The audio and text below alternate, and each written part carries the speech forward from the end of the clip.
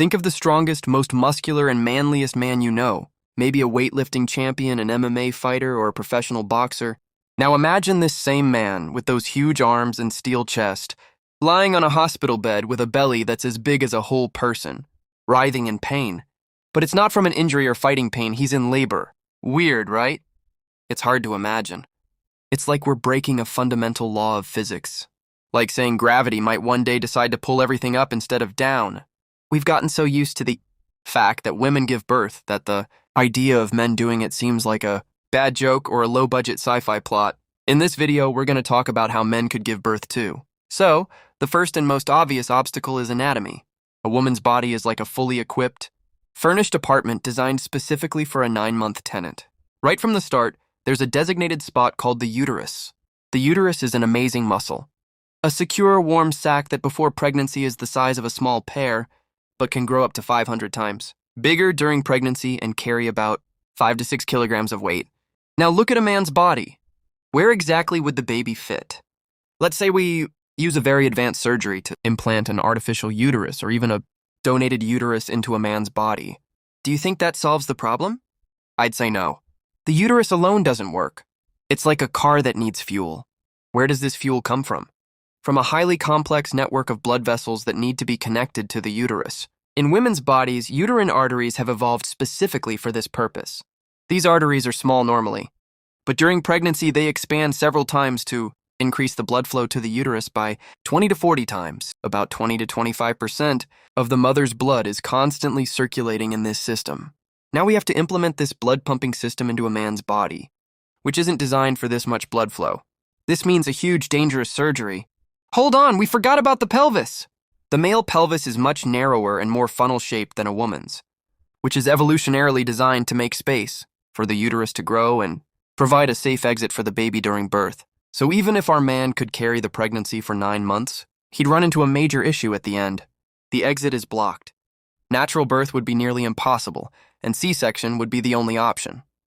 But even C-section carries risks for a body that isn't prepared for such a big change.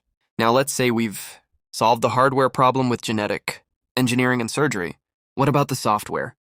Pregnancy is a perfect symphony of hormones. The orchestra's conductor is the body, and the notes are estrogen, progesterone, and many other hormones. From the moment the embryo is formed, a hormone called human chorionic gonadotropin, the one they search for in pregnancy tests, starts to release. This hormone acts like a messenger, telling the body, we've got a new tenant here. Don't stop producing progesterone. Progesterone keeps the uterine lining thick and ready and prevents unwanted contractions. Meanwhile, estrogen levels rise, helping the uterus grow and developing the breasts, while also helping regulate other hormones. Now inject this hormone into a man's body. What happens? First off, a man's body works with high levels of testosterone, so it's going to go into shock. It's like putting gasoline in a diesel truck engine. These massive hormonal changes won't just affect mood, which would be interesting to watch. They'll affect every system in the body, from metabolism to blood pressure and even hair growth. We'd probably see men with mood swings, weird behaviors, and random crying sessions over TV shows. And even after childbirth, the story doesn't end. Prolactin for milk production and oxytocin for milk release, along with emotional bonding, would kick in.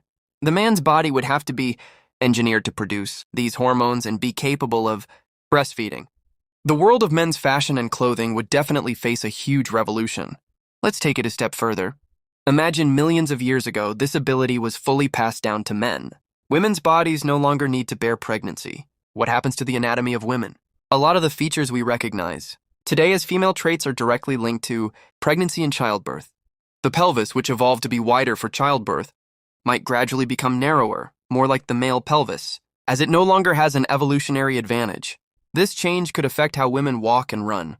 Fat storage in areas like the hips and thighs, which acts as an energy source for pregnancy and breastfeeding, may decrease, and fat distribution in women's bodies could follow a different pattern. Now the male body would evolve to accommodate a growing fetus.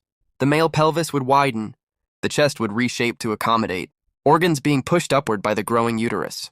The cardiovascular system would strengthen to pump more blood, and there would likely be a completely different hormonal system.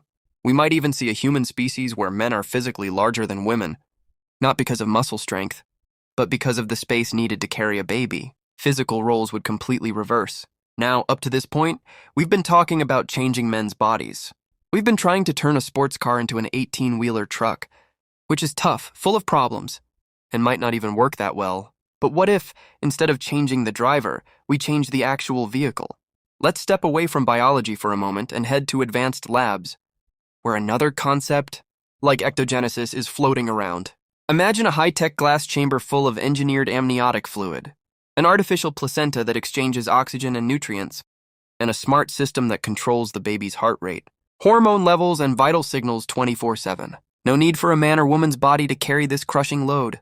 You provide the sperm and eggs, and 9 months later, a healthy baby is born. This is what scientists are currently working on with animal models, and the results are chillingly promising. But this whole idea raises a lot of questions. Science and psychology have proven that a mother's pregnancy journey has a huge impact on the future of her child. From what she eats to what she sees and hears, the fetus can be somewhat aware of the outside world, and that can impact their personality. With artificial wombs, these factors would be removed. So, the next time you see a pregnant woman, don't just see a future mother. You're witnessing a biological masterpiece, a live reactor creating the most complex product in the universe, a new human being. And that's deeply respectable. If you like videos like this, subscribe to my channel and leave your ideas in the comments. Maybe the next video topic will be one you suggested.